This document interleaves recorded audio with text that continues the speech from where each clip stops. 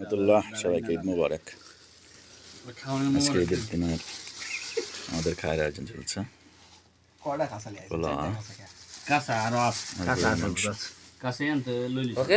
চান মিয়া, এটা পাবনা থেকে আগত।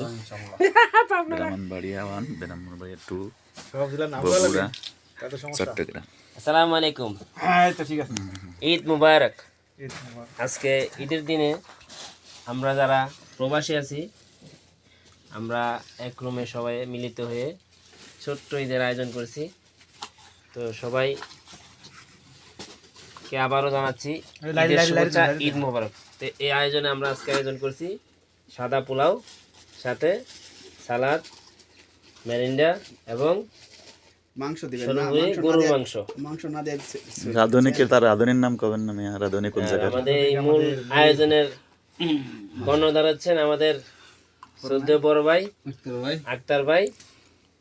উনি এই সম্পূর্ণ আয়োজনে এবং রাধা শুরু করে রান্না শুরু করে সবকিছু ওনার আয়োজনে হয়েছে। গরু মাংসটা দেখি।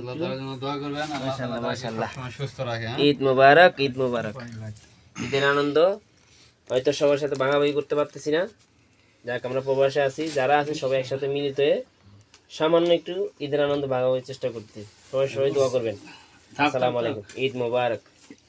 ঈদ মুবারক।